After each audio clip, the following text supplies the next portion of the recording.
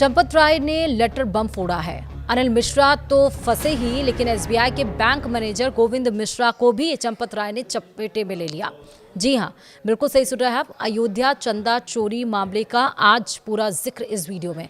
नमस्कार, आप देख रहे हैं न्यूज़ 18। मैं हूं आपके साथ श्रुति श्रीवास्तव।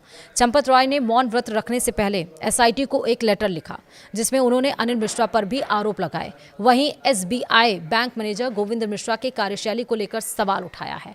उस लेटर में क्या था ऐसा, समझिए। श्री राम जन्मभूमि मंदिर में दान पेटी की चोरी के मामले में श्री राम जन्मभूमि तीर्थ क्षेत्र ट्रस्ट के पूर्व सदस्य अनिल मिश्रा पर पुलिस और एसआईटी का शिकंजा कसने की संभावना है। एसआईटी ने अपनी जांच का दायरा बढ़ा दिया है। सूत्र ये बता रहे हैं कि अनिल मिश्रा के बारे में एसआईटी को कई मजबूत एविडेंस मिले हैं। एसआईटी की जांच में 5 ऐसे इंपॉर्टेंट फैक्ट सामने आए हैं, जिनके कारण दान चोरी के इस बड़े मामले में शक की सुई ट्रस्ट के पूर्व सदस्य अनिल मिश्रा की तरफ जा रही है। ये भी बताया जा रहा है कि अयोध्या पुलिस जल्द अनिल मिश्रा को आरोपी बना सकती है। हालांकि इस बारे में अभी कोई भी पुलिस अधिकारी खुलकर नहीं बोल रहे हैं। आपको बता दें कि एसआईटी की रिपोर्ट में दान को एकत्रित करने, उसकी काउंटिंग करने और उसे बैंक में जमा करने में जिन गड़बड़ियों की ओर इशारा किया गया है, उसके लिए अनिल मिश्रा ही जिम्मेदार नजर आ रहे हैं। एसआईटी की जांच में पता चला है कि अनिल मिश्रा मंदिर के वित्तीय मामलों और नगद राशि के संकलन के प्रबंधन कार्य की देखरेख करते थे। मंदिर में दान की गुणवत्ता की प्रक्रिया को तय नियमों के अनुसार कराने की जिम्मेदारी अनिल मिश्रा की ही थी।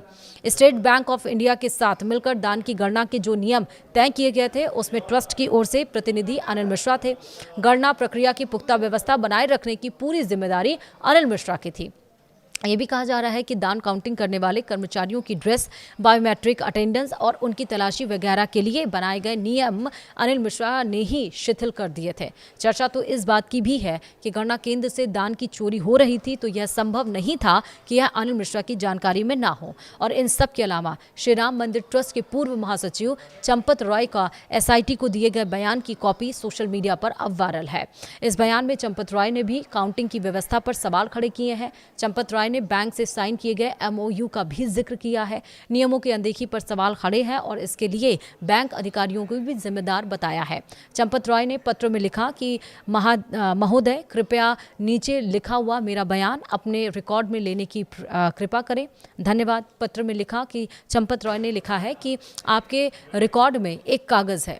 गणना प्रक्रिया के लिए संयुक्त रूप से निर्धारित दिशा निर्देशित दिनांकित 6 फरवरी 2025 और साथ ही न्यासी डॉक्टर अनिल मिश्रा जी और state bank of India Ayodhya शाखा के मुख्य प्रबंधक गोविंद मिश्र जी के हस्ताक्षर है।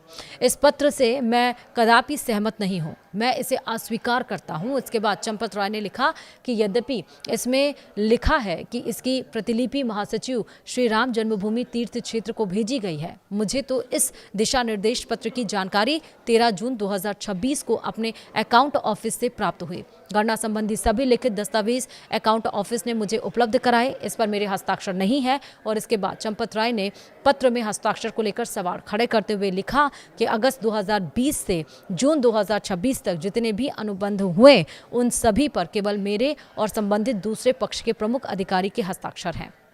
इस दिशा निर्देश पत्र पर मेरे हस्ताक्षर क्यों नहीं कराए गए? यदि मैं अयोध्या में नहीं था तो प्रतीक्षा की जानी चाहिए थी।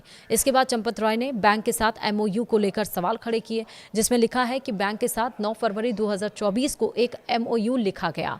उसके प्रत्येक पृष्ठ पर मेरे हस्ताक्षर हैं। एमओयू के अनुसार सुरक्षा के सभी उपाय किए गए, जैसे गणना कक्ष में सीसीटीवी कैमरे, दरवाजा पर लोहे के सलाखों वाला दरवाजा लगाया गया, कुर्सी पर बैठकर मेज पर रखकर गणना का परामर्श बैंक का है, जो चोरी में सहायक बना। दुर्घटना सामने पर आने पर मेज तत्काल हटाई गई, जमीन पर बैठकर गणना होने लगी। और इसके बाद चंपत राय ने पत्र में बैंकों के चेस्ट रूम नियमों को लेकर भी सवाल खड़े किए हैं। उन्होंने लिखा कि देश के सभी बैंकों में चेस्ट रूम के कुछ नियम अवश्य होंगे। स्टेट बैंक के नियम तो कठोर होंगे। अंदर जाते समय और गणना कक्ष से बाहर आते समय विशेष तलाशी, बिना जेब के कपड़े आदि, इसका पालन बैंक ने नहीं कराया और दिशा निर्देश पत्र में लिखा होने के बावजूद नहीं हुआ।